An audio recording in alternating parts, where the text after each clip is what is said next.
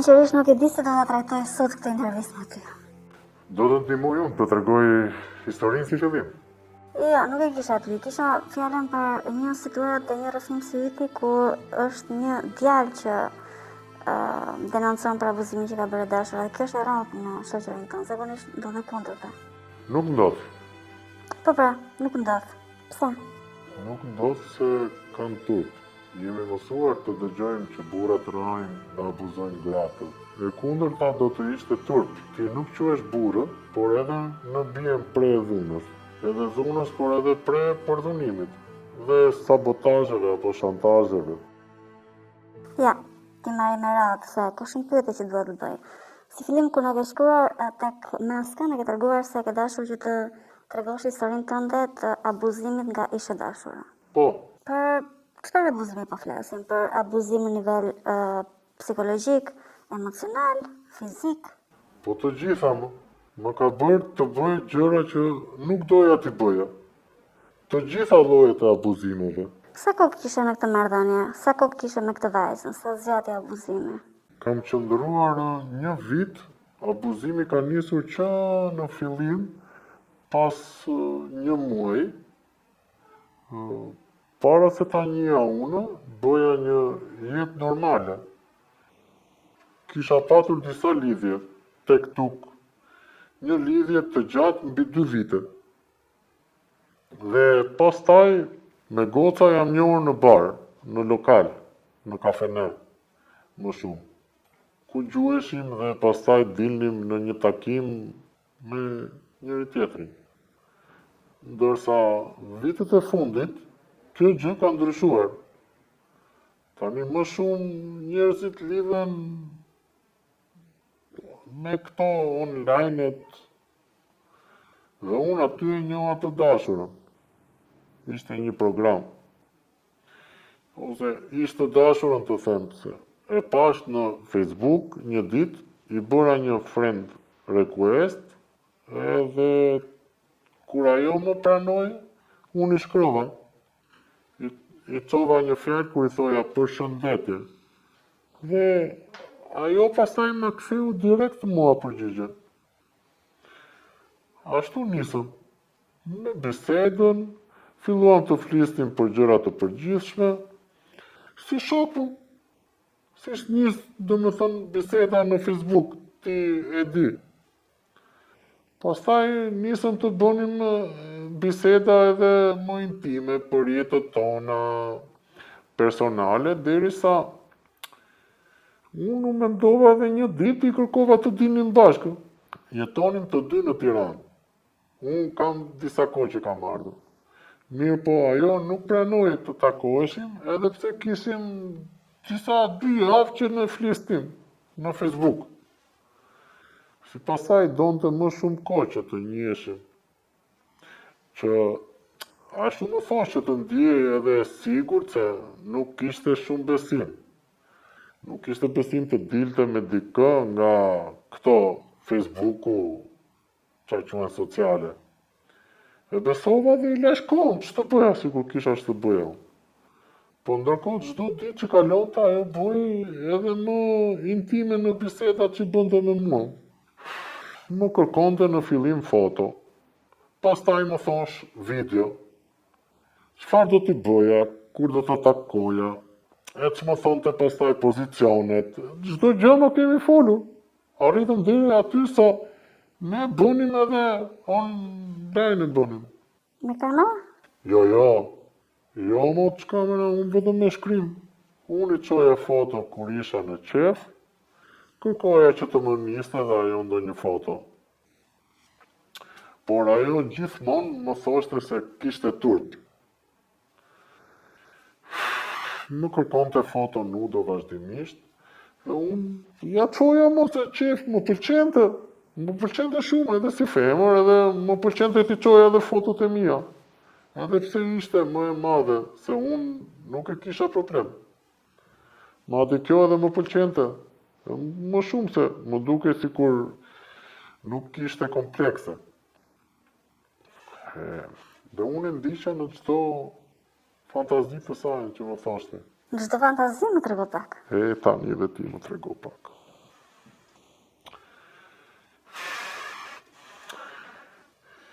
Se më vjen të qese, tani, nuk ti them dot të gjitha, se të gjitha fantazit tani nuk i tregoj dot, unë thash do ta tregoj historinë, po.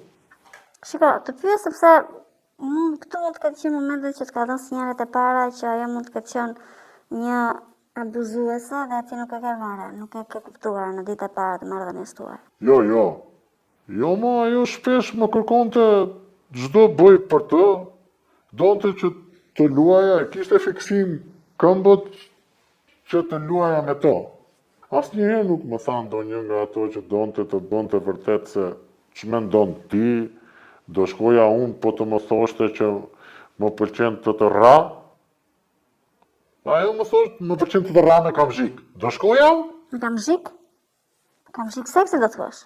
Kamzhik është ai i ziut, që të them, kamzhik i vërtet ishte, se tani, dio si i ndani ju. O zotë, se s'kam përshtypje që kjo intervista kaloj çdo lloj parashikimi. Sa më e madhe se ty ishte? Ajo ishte 7 vjet më e madhe se unë. Ajo ishte kur unë u njoha me të, ajo ishte 38-39 vjeç, e unë si kisha për 33 akoma. Po ishte e pamartuar ama, se aty ishte single. Dhe jetonte vetëm. Ndërsa unë jetoja me familjen, ndaj shtëpia e saj ishte një opsion i mirë, ku unë të vejat, shkonim si fillim kur u bëm çift. Të tregoj pasi dolëm herën e parë në takim, ditën që e përcova në shtëpi, ajo më ftoi dhe më tha, eja lart. Me thënë të drejtën, ditën e parë nuk humbëm kohë fare.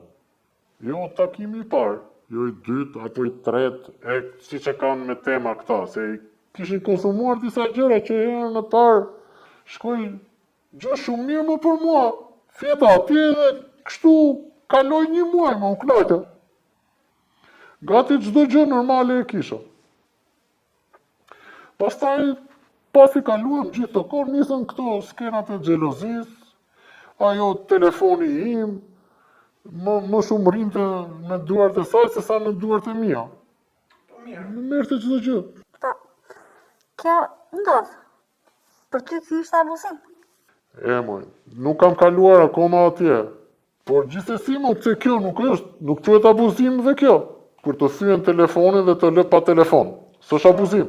Kam qëndruar pa telefon se nuk donte që të flisja me të tjera edhe pse unë nuk i kisha dhënë shkak fare moj se ku flisja unë me njëre. Ajo prapë xheloze ishte. Kishim nisur bashkëtesën me familjen time, aq herë sa i takonte ishte ëngjëll. Sa shkonim andeja? Mua më bënte zbori po thema. Pastaj, se nuk është vetëm kaq, pastaj nisi të më thosh që të filmonim kur bënim dashuri. Se prisja fare më hutova më po them. Hutohesha. Por e pranuja mos si fillim. Thash hajde se eksperiencë e re është. Djali i ri isha. Por pastaj u bë shumë e sikletshme. Sepse ajo merrte telefonin dhe kërkonte që t'i flisja gjithë kohës dhe bëj e dhunshme, nevrikose. Unë shumë dhunë po them. Më fuste këmbën e vetë, më fuste këmbën ngoj, moj. Më shtynte, më qëllonte, më kërkonte t'i thoja lloj gjërash, moj. Që nuk ishin në natyrën time, gjëra degeneruese fare. Tipit? Nuk ta them dot jo, po lëre. Mos më kërko të lutem tani, se më duket sikur më dhunon dhe ti. Thjesht gjëra që shumë të ndyra, po them, degeneruese. Edhe pasi mbaruan një natë këtë, se të më vjen tani sikur e kam këtu. Pasi mbaruan një natë, këtë shfaqen me telefon, e pyeta pse e bënte dhe e disi më thamë, që këto ishin fantazit e saj seksuale. Po, fantazia në to. I kërkova nëse mund të më dëgjonte edhe mua për dëshirat e mia të paktën të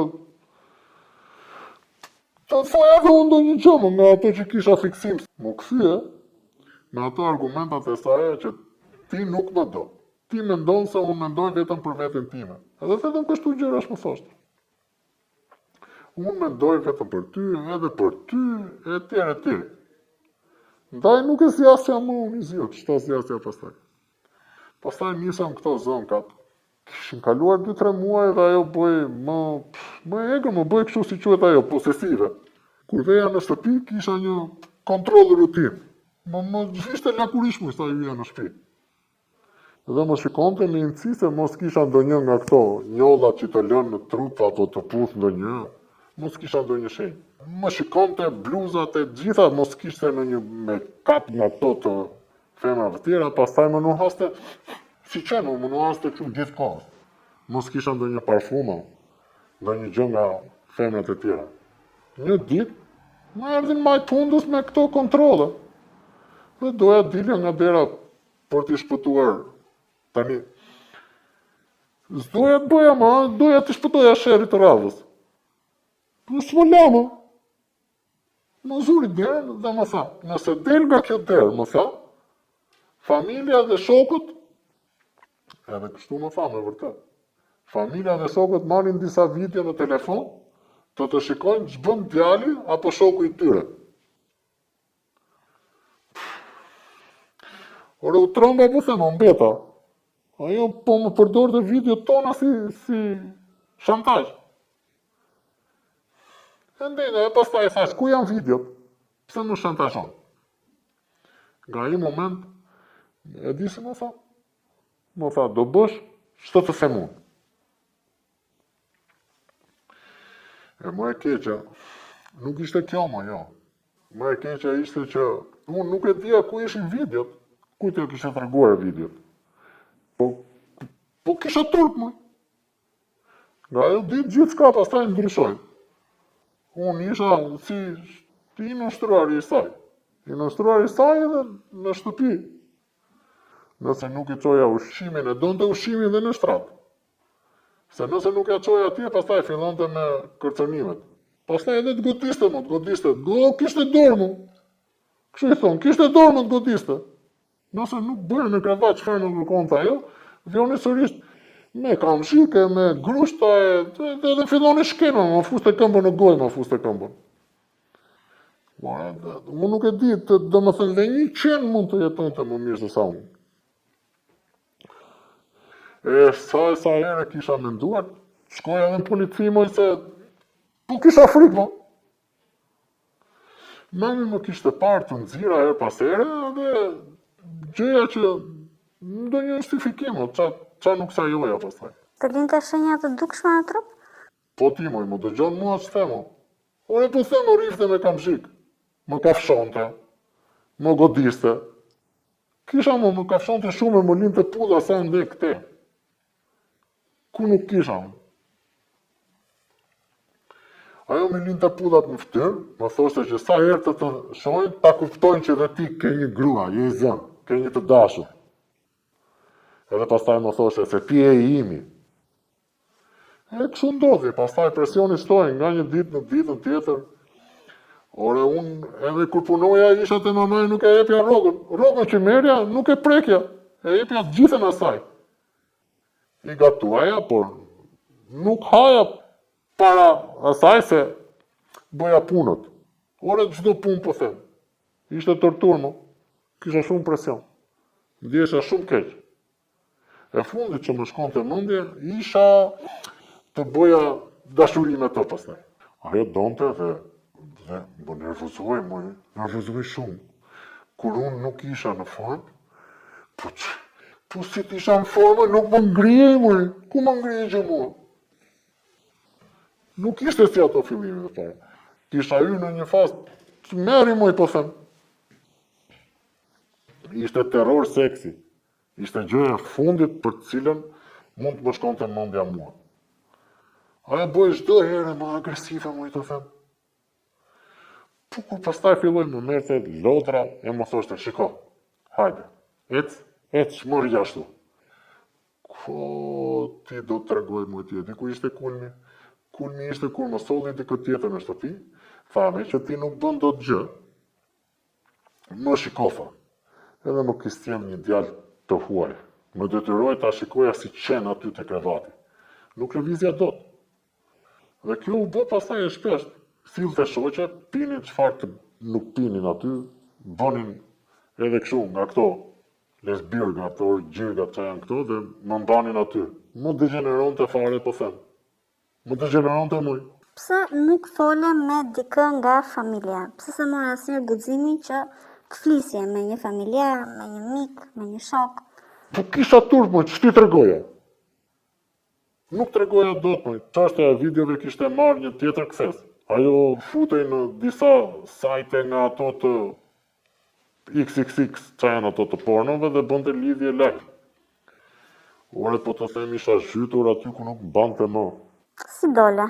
Si dola? Si dole nga kjo marrëdhënie? E di si dola. Lash punën, nuk e qoja më para. Bëja shërbëtorin në shtëpi. E pastaj nuk dola unë, jo, dolja ajo. Ndoshta u lodh ose merrte prenë radhës. Por një ditë më tha, shit shtëpinë e prindërve. Do të jap videot. Aty nisi një kapitull tjetër më tha që dhe më i rënduari për mua. E mendova ta shisja shtëpinë ore me tërmend. Ti jepja lekët edhe të shpëtoja. Ose ç'të bëja, të vrisja veten pastaj. Kjo më kish mbetur vetëm. E mos kujto se s'kisha tentuar, ë? Kisha tentuar disa herë, por nuk ja kisha dalë dot më se s'ma mbante. Zgjidhja ishte të shisja shtëpinë e prindërve. E shkova merrti keq, e fola me ta. Ata sigurisht nuk pranuan, madje edhe dyshuan. Pse? Jo thash që kam borxhe, kam luajtur bixhoze, kumare, dhe më kërcënojnë. Aty sikur mamaja u trëmb pak, por prap bën qëndres. Mami sidomos diçka edhe e dyshonte. Presioni nga ana tjetër bëj edhe më i fort. Se unë flisja këte, ajo më thoshte çdo ditë, ç'u bë me shtëpinë? Pse? Lekët ose e diti çfarë presun? Po s'më tholle lekët, videot. Ç'a ndodhi? Shtëpinë e prindërve e ndora në shitje. Edhe pa u thënë fare prindërve. E kisha ndarë mendjen që të bëja ndonjë gjë me firmat e tyre, ti falsifikoja ose ti se di, sa të merrja lekët, edhe të shpëtoja pastaj. Mund të tregoja edhe të vërtetën ore. Por mami më shpëtoi jetën, me thënë të drejtën. Ajo e kishte vënë re diçka që nuk shkonte tek ne. Kishte shkuar tek puna një ditë e i kishte thënë që ka lënë punën. Një koleg i imi madje e kishte pyetur, a është mirë? Se kohët e fundit nuk ishte mirë nga gjendja. Në polici kishte një kushëririn e saj, djalin e dajësit vet. Kish folur me të, ai erdhi te unë, por nuk i thash gjëse. Pastaj më pyeti për të dashur. Ja kishte thënë mami. Ja kishte thënë mami më shumë mundësise. Kush e tha? Por gjithsesi ai më pyeste, unë nuk i thash gjë. Nuk më mbante të bëja asnjë lloj lëvizje më. Pastaj ai më plasi bombën. Ai më tregoi se dashura me të cilën bashkëtoja, i kishte një 2 kallëzime për përndjekje.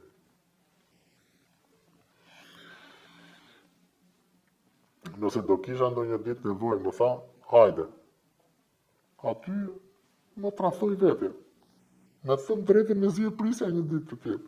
I kërkova të tregonte më shumë dhe më tha që një djalë